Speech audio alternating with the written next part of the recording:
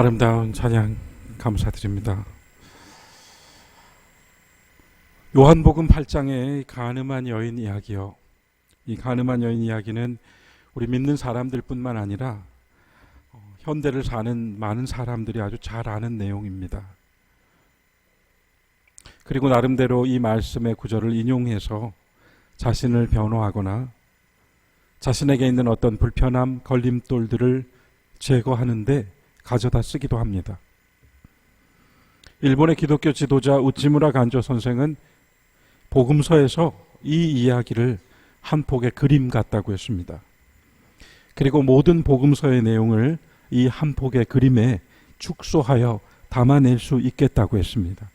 그는 더하여 만일 복음서의 모든 내용이 사라지고 오직 이 요한복음 8장에 음행한 여인의 이야기 하나만 복음서에 남게 된다 할지라도 성도는 거기서 주님의 감동 감화하시는 능력을 체험하고 그 능력은 영원히 사라지지 않을 것이라고도 말했습니다. 참으로 그렇지 않던가요? 누가 비판하거나 또는 잘못을 지적하거나 또는 직접 내 죄를 누군가가 드러낼 때 대놓고 말을 하든지 아니면 감춰놓고 속으로 말하든지 대개 이럽니다. 그래, 당신은 죄가 없는가? 그대는 죄 짓지 않고 사는가? 이러한 말을 하게 되죠. 이봐, 예수님이 그러셨잖아. 누구든지 죄 없는 사람이 돌로 치라고 했잖아. 누가 누구에게 돌을 던질 수가 있단 말이야. 그리 말할 수 있습니다. 여러분, 오늘 이렇게 시작하겠습니다. 요한복음 8장에서 가늠한 여인이 나오고 이 가늠한 여인이라고 하는 배경으로 인해서 우리가 이 말씀을 굉장히 좁혀서 봅니다. 하지만 오늘 이 말씀이 내 삶에서 어떤 의미를 가지고 있는지 드러난 사건보다 더 중요한 메시지가 있다면 그것이 무엇인지 어떻게 나에게 다가오는 복음이 되는지 오늘 그걸 나누어 보겠습니다. 결론부터 말씀드리면 오늘 설교의 제목이 저에게는 복음이었습니다. 모든 상황이 종료되고 본문은 오직 예수님과 그 여인만 남았더라 이렇게 씁니다. 그런데 여러분, 이것은 제3자의 시선입니다. 제3자가 보기에 예수님과 잡혀왔던 그 여인만 남았더라. 하지만 만약 내가 음행이 아니고라도 만약 내가 그렇게 성전 바닥에 내동댕이 쳐진 사람이 되어서 올려다 본다면 그때는 오직 예수만 남았더라가 됩니다. 다 떠나고 다 사라지고 다 잃어버리고 외톨이가 되어버렸을 때 고개를 들어보았더니 오직 예수님만 남았더라. 주님만 서 계시더라. 이것이 저에게는 복음이 되었습니다. 7장 53절 다 각각 집으로 돌아간 다음 예수께서 감람산으로 가셨다 했습니다. 7장의 마지막 절과 8장이 이어져서 11절까지의 사건입니다. 흔히 이 7장 마지막 53절 이 한 절은 이 이야기에서 빼놓고 읽습니다. 그러나 우리가 보는 대로 성경 역시 8장 1절에 붙여놓았습니다. 성경을 보다 깊이 읽을 때 7장 53절이 8장 1절에 그대로 붙어서 이렇게 나와 있는 것이 참으로 중요하구나 하는 것을 깨닫습니다. 주님께서 몰려든 사람들을 다 흩어보내신 다음에 그분 홀로 감람산으로 가셨습니다. 늘 그랬듯 주님은 홀로 외롭게 밤이 맞도록 기도하셨습니다. 제자들이나 사람들이 보기엔 분명 예수님 혼자 계셨습니다. 하지만 우리는 이제 알고 있습니다. 주님은 그때 혼자가 아니었습니다. 주님은 그때 하나님과 마주하고 계셨습니다. 늘 모든 일에 항상 먼저 하나님과 대화하셨습니다. 밤이 늦도록 아침이 올 때까지 그렇게 보내셨습니다. 모든 말씀과 사건이 일어나기 전에 주님은 먼저 기도하셨습니다. 그리고 그 기도 가운데에서 하나님과 함께 하셨습니다. 사건은 그 다음에 일어났습니다. 아침에 다시 성전을 찾아오셨습니다. 나타나시니 또 많은 사람들이 몰려들었습니다. 주님께서 앉아서 그들을 가르치셨습니다. 실은 이 앞부분이 제목과는 달리, 이 본문의 제목과는 달리 얼마나 아름다운 광경인가요? 한번 생각해 보죠. 밤새 감람산에서 기도하셨어요. 그리고 이른 아침에 참으로 맑고 깨끗한 영혼으로 성전에 오셨습니다. 아마 이런 체험들 우리 교우 여러분들께서도 가지고 계실 거예요.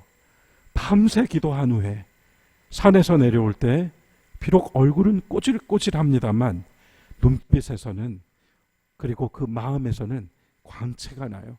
빛납니다. 밤새 기도하고 내려오는 길이 얼마나 가볍고 좋은지 모릅니다.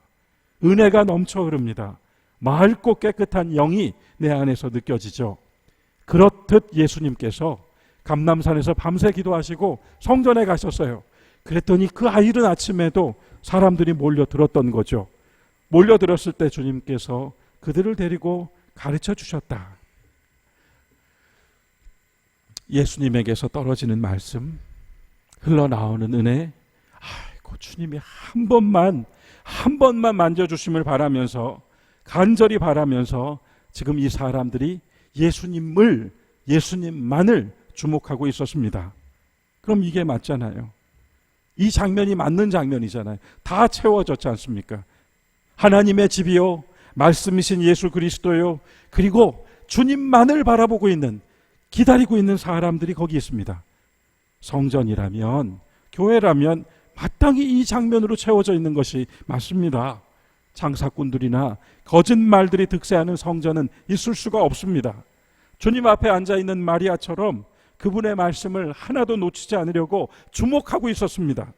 저 가난한 마음들이, 저 간절한 마음들이 예수님과 함께하는 이 장면을 놓치지 않으려고, 그 속에 함께 있는 이 모습은 가장 아름다운 성전의 이상이고 교회의 참모습일 거예요. 그런데요, 바로 그 아름다움, 바로 그 이상적인 고요를 깨트리는 사건이 발생합니다. 서기관들과 바리새인들이 등장했습니다. 서기관들과 바리새인들이 가늠한 여자를 성전으로 끌고 와서 가운데 세웠습니다.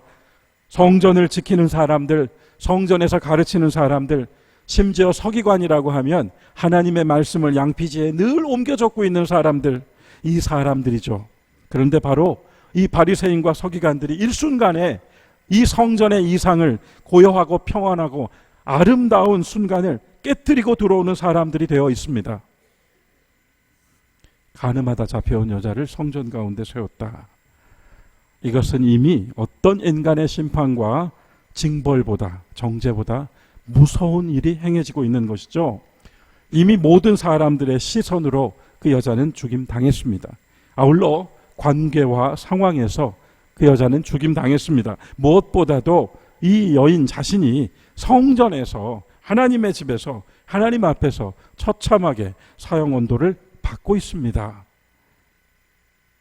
그런데 여러분, 바리새파와 서기관들이 누군가의 죄악을 들고 나와서 지금 또 하나의 죄를 캐내려고 하고 있습니다. 가늠한 여인을 앞세워 예수님을 잡으려고 합니다. 아주 교모하고 영악합니다. 인간의 잔인성이랄까요? 인간의 위선이랄까요? 그런 것들이 이렇게 드러납니다. 복음서의 이 이야기가 여전히 사람들에게 되풀이되어 읽히고 있는 이유, 인용되고 있는 이유도 그런 것이 아닐까요? 가늠한 여인도 나쁩니다. 그러나 그 여인의 사건을 가지고 와서 예수님 잡으려고 하는 이들은 더 나쁩니다. 그리고 아무것도 모르면서 쫓아와 돌을 들고 흥분하고 있는 저 사람들은 어떻게 이해해야 할까요? 여자가 가늠하다 현장에서 잡혔다. 모세는 율법에 이런 여인은 돌로 그 자리에서 쳐 죽이라고 했습니다. 그들은 누구보다 율법을 잘 알고 있고 지키는 사람들이에요. 그렇다면 그 현장에서 이미 끝났을 일입니다. 그런데 이 여인을 한사코 성전까지 끌고 온 것이죠. 더구나 예수님은 율법학자도 제사장도 아닙니다.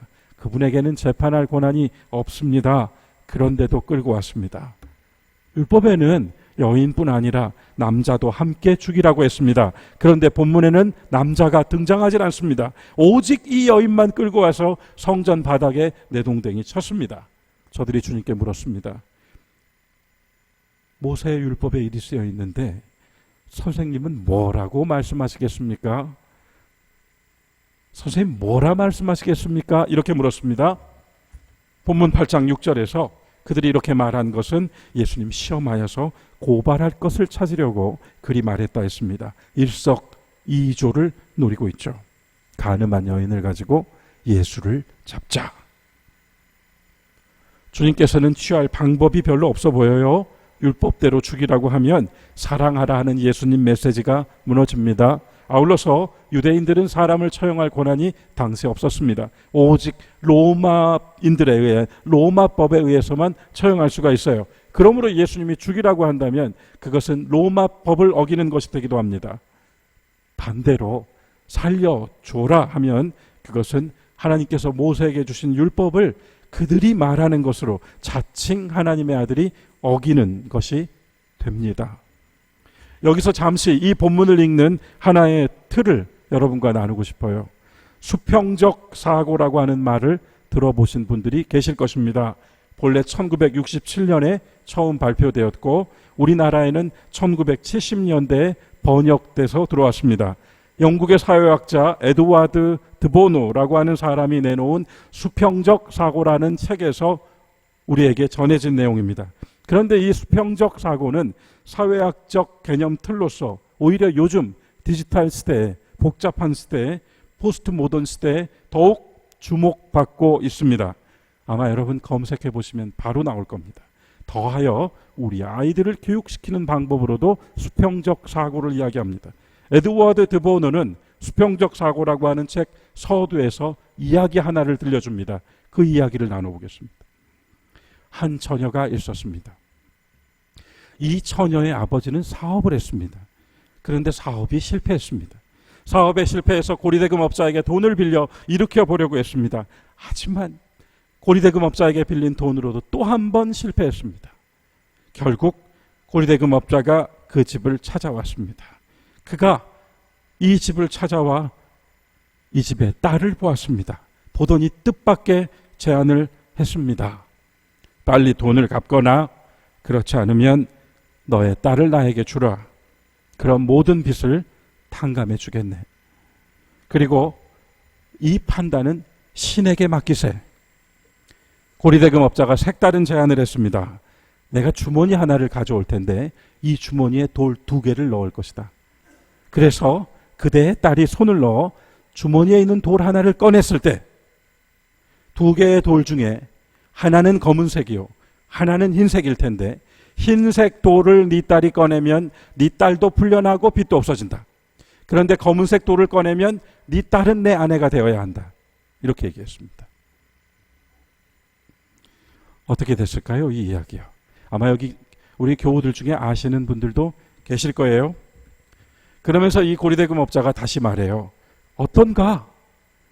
손을 넣어서 주머니 안에 있는 돌을 꺼내는 것이야말로 신에게 판단을 맡기는 것이 아닌가? 해보세. 그런데 이 처녀가 가만히 보니 그 집 마당에 돌이 아주 많이 깔려 있습니다. 고리대금업자가요, 그 많은 돌들에서 돌 2개를 딱 짚는 걸 보았더니 2개 다 검은색 돌을 짚습니다. 어떤 선택을 할 수 있을까요? 이 처녀에게 있어서 선택이라고 하는 것, 처음 생각할 수 있는 것은 주머니에다가 손을 넣는 것 자체를 거부하는 겁니다. 이런 걸로 내 운명을 맡길 수 없어요. 아버지, 왜 나를 이렇게 내모세요? 나는 이런 방법으로 갈 수 없어요. 거부할 수 있습니다. 하지만 아무리 거부한다고 해도 이 여자는 고리대금업자의 부인이 결과적으로 될 수밖에 없습니다. 두 번째, 이 여인이 선택할 수 있는 또 하나의 방법이 있습니다. 나는 보았습니다. 저 고리대금업자가 검은색 돌 2개를 야비하게 집어넣습니다. 폭로할 수 있어요. 하지만 그리 폭로했을 때 나쁜 고리대금업자는 조금 더 나쁜 고리대금업자가 될 뿐, 이 여자는 역시 아내가 되어 팔려가야 합니다. 세 번째 선택, 아마 세 번째 선택은 그냥 순순하게 손을 집어넣어서 돌 하나를 짚고 이미 내가 봤으니까 이 고리대금업자의 아내가 되는 길을 선택하는 건데, 그리해서 내가 좀 희생양이 돼서 우리 가족들을 살릴 수 있다면 내가 그렇게 하자 하고 선택할 수 있습니다.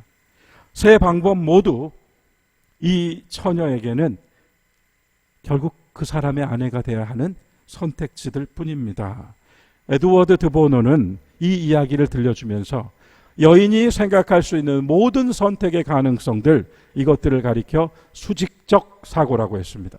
그러면서 그는 생각을 바꿔봅시다. 수평적으로 생각해 봅시다. 말인즉이요, 대개 이 상황에서는 어떤 색깔의 돌을 꺼낼까? 사람들이 모두 그 장면을 보면서 저 여자가 어떤 색깔의 돌을 끄집어낼까? 나올 돌을 궁금해하면서 아마 집중하게 됩니다. 그런데 드보노는 수평적 사고를 제시하면서 주머니 밖으로 나오는 돌이 아니라 주머니 속에 남게 될 돌을 생각해 보십시오. 처녀가 어떻게 했을까요, 여러분? 우선 주머니에 손을 넣습니다. 그리고 돌 하나를 집었습니다. 돌을 주머니 밖으로 꺼내는 듯 하다가 아주 빨리 아무도 볼 수 없게 돌을 땅에 툭 떨어뜨렸습니다. 그 땅에 떨어진 돌의 색깔은 거기 있는 사람들이 아무도 보지 못했습니다. 처녀가 이렇게 한 후에 말합니다. 어머, 제가 돌을 떨어뜨렸어요. 자, 이제 주머니 속에 무슨 색깔의 돌이 남아있는지를 보여주세요. 만일 거기 검은색 돌이 남아있으면 제가 꺼내서 떨어뜨린 돌은 흰색이 되겠죠. 그렇게 이야기를 해서 이 위기를 모면했다는 것입니다. 수평적 사고, 요구된 논리 체계나 당연히 그렇게 될 것이다 라고 하는 귀결에 얽매이지 않고 다른 측면으로 볼 줄 아는 사고라고 했습니다. 회개를 한번 생각해 볼까요? 여러분, 우리가 회개한다 그러면 내가 잘못한 게 있어서 예수님 앞에 나가 무릎 꿇고 주님 잘못했습니다 하고 하는 회개를 우리는 회개라고 합니다. 하지만 반대로 내가 예수님 앞에 늘 세워지는 회개도 가능합니다. 스스로 내 발로 내 무릎을 굽혀서 주님께 회개하지 않았다 할지라도 이미 경험하고 있는 사건과 여러 일들 속에서 내 마음에 일어나는 요동침과 변화 속에서 각성을 통해서 이미 나는 주님 앞에 늘 세워져 회개하고 있더라는 것이죠. 이것이 옳다, 이것이 그르다 하는 확립된 패턴을 따라가는 것이 아니라 다 그렇게 말해요 하는 대세를 따라가는 것이 아니라 율법이 그리 말했소, 옳고 그름이라고 따라가는 것이 아니라 이분법, 이것이다 저것이다 따라가는 것이 아니라 인과 응보, 당연히 그런 결과가 나올 거야 하는 법칙이 아니라, 그런 수직적 사고가 아니라 새롭게 생각해 보라고 드보노는 이야기를 해요. 이를 오늘 여러분과 제가 신앙에 적용해 보면 좋겠습니다.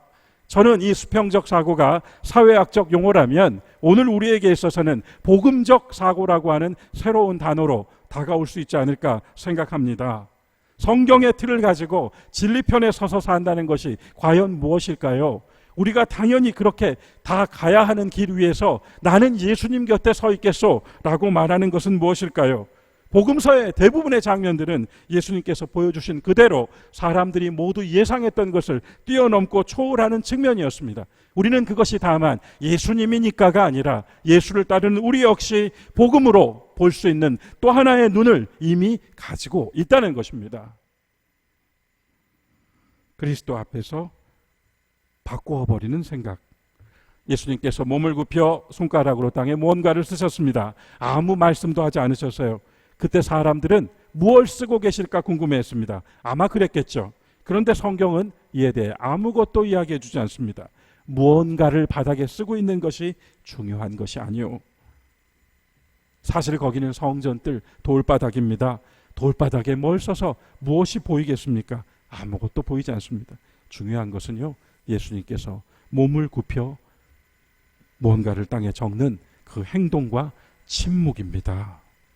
돌을 들고 노려보았던 모든 흥분한 사람들의 시선이 이내 주님의 뒷모습으로 옮겨졌어요. 그리고 그들의 시끄러운 소리가 주님의 침묵 속으로 빨려 들어가 버렸습니다. 어떨 때는 침묵이 언어 이상의 언어 노릇을 해주기도 하지요. 예수님의 침묵은 처음부터 있었습니다. 십자가에서도 그랬습니다. 주님은 참으로 많은 말씀을 복음서에서 우리에게 하고 계십니다. 하지만 여러분 기억합시다. 주님의 이 모든 말씀은 이미 주님께서 하신 깊은 침묵 위에서 나왔다는 것이죠. 늘 하나님과 함께 하셨던 침묵의 자리로부터 그 주옥 같은 생명의 말씀들이 흘러나왔습니다. 오늘 본문이 7장 53절 예수님 감람산으로 가셨다 하는 장면으로부터 시작했던 것도 같은 맥락이 아닐까요?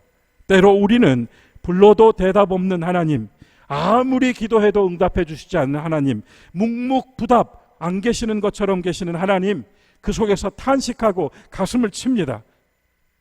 믿음 없는 사람들은 에이 하나님. 하지만 다시 한번 생각해 주세요.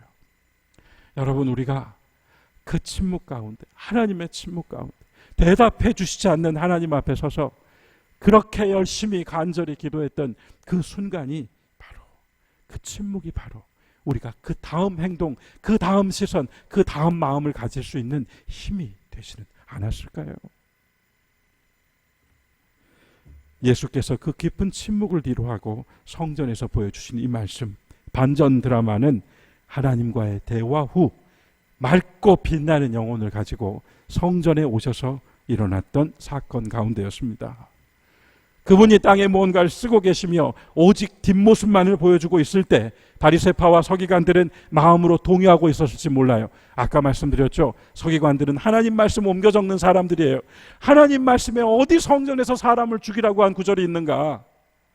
예수님이 땅에 뭔가를 쓰고 있었을 때 그들은 아마 내가 저렇게, 아니 그때 사람들이 문맹이 얼마나 많아요. 글 아는 사람이 거의 없었단 말입니다. 그런 가운데 서기관은 글을 알아요. 글을 아는 사람이 하나님 말씀 옮겨 적는 거룩한 생활을 하는 사람이에요. 그 사람들 눈앞에서 주님이 바닥에 무언가를 쓰고 있는 이 행동은 뭘 쓰고 있었는가? 뭘 옮겨 적고 있었는가? 그리 말씀하고 계시는 것 같습니다. 7절, 그들이 다그쳐 물었습니다. 저들의 또 한 면이 드러나요.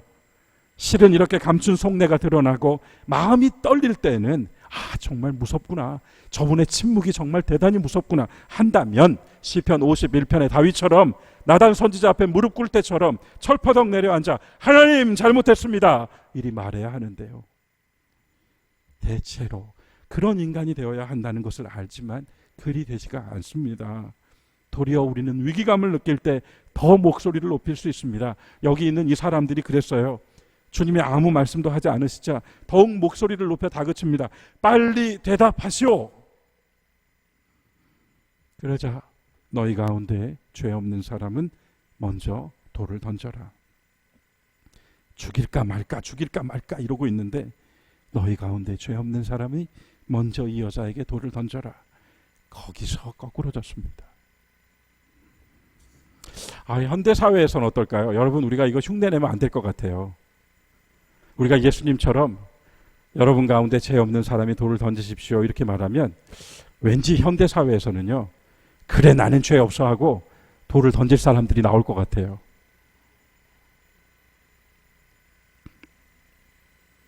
하지만 예수님 앞에서는 안 됩니다.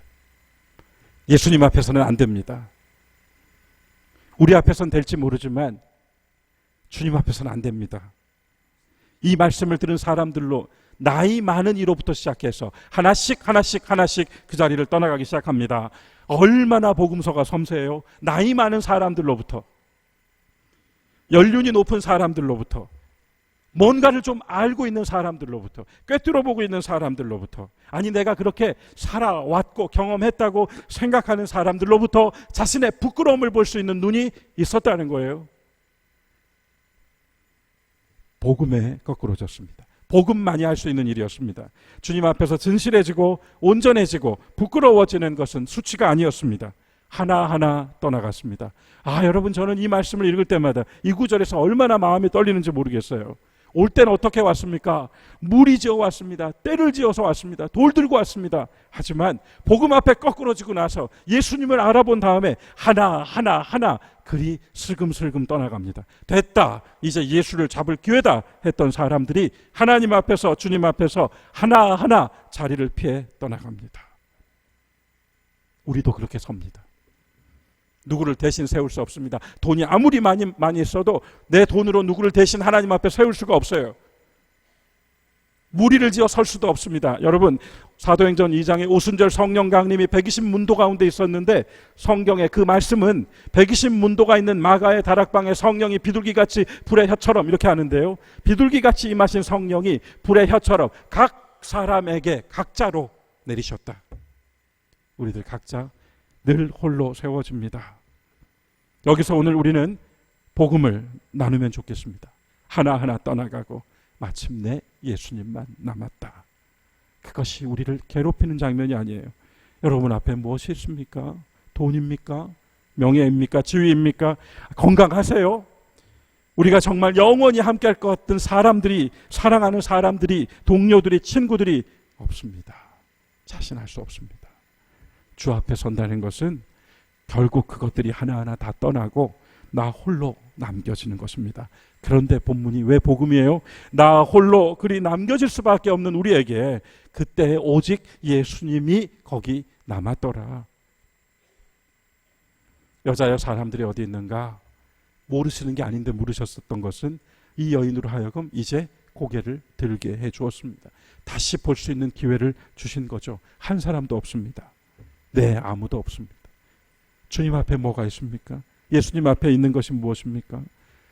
예수님과 나 사이에는 정죄하고 판단하고 우리를 업수히 여기고 무시하고 해코지하고 바보라고 말할 그 어떤 것도 없습니다.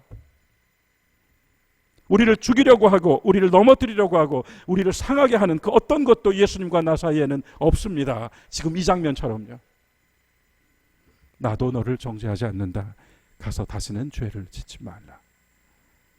복음으로 사고하고 말씀으로 생활하고 진리의 편에 서려면 때로 혼자가 돼버리는 경험을 할 수밖에 없습니다. 하지만 이렇게 혼자가 되어버리는 순간에도 오직 그곳에 예수님만 남았더라 하는 것은 우리가 정말 이 새로운 사고와 새로운 행동으로 신앙으로 살아보려고 할 때 홀로 남겨진 외톨이가 된 듯 하지만 주님께서 함께 하신다고 하는 은혜의 말씀이 이 속에 담겨 있습니다. 오늘 읽으신 디모데후서 말씀, 그 말씀은 또 영 새롭습니다. 복음서에서는 죄인을 끌고 와서 죄인들이 하나하나 떠났습니다. 그러나 디모데후서에는요, 바울이 복음 전할 때 복음을 전하기 위해 함께했던 믿음의 사람들이 하나하나 떠났습니다. 대마는 세상이 좋아서 떠났습니다. 그레스게는 갈라디아로 갔고 디도는 달마디아로 갔습니다. 일찍이 바울은 그걸 알았습니다. 내가 처음 주님 증거할 때 나와 함께한 사람 하나도 없었고 지금도 다 나를 버렸소. 그러나 난 그들에게 허물을 돌리기를 원하지 않소. 여러분, 마지막으로 디모데후서 4장 17절 같이 읽어보면 좋겠네요. 한 목소리로 읽겠습니다. 주께서 내 곁에 서서 나에게 힘을 주심은 나로 말미암아 선포된 말씀이 온전히 전파되어 모든 이방인이 듣게 하려 하심이니 내가 사자의 입에서 건짐을 받았느니라. 아멘. 다 떠났습니다. 그러나 나에게 디모데 그대가 온다면은 내가 남겨둔 외투 한 벌이랑 성경책 가지고 오십시오. 다 나를 떠났습니다. 하지만 결국 사도 바울은 말했습니다. 주님께서 내 옆에 계셔서 사자의 입에서 나를 건져 주셨습니다. 복음으로 사는 일이 쉽지 않다는 걸 누가 모르겠습니까? 성경대로 사는 것이 어려운 것을 누가 모르겠습니까? 그러나 그 속에서 복음의 정신으로 살고자 하는 사람들에게 오늘 이 말씀은 적용됩니다.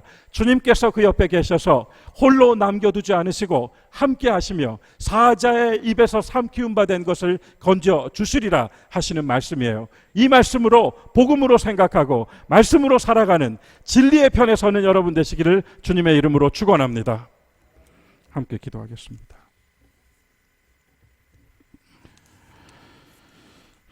거룩하신 주님, 주님 앞에 섰습니다.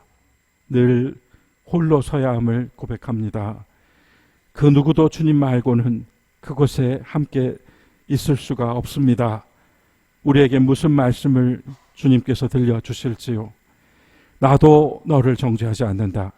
가서 다시는 죄를 짓지 말라 하신 주님의 그 말씀의 무게를 저희들이 잊어버리지 않고 살게 하옵소서. 예수님의 이름으로 기도드리옵나이다. 아멘.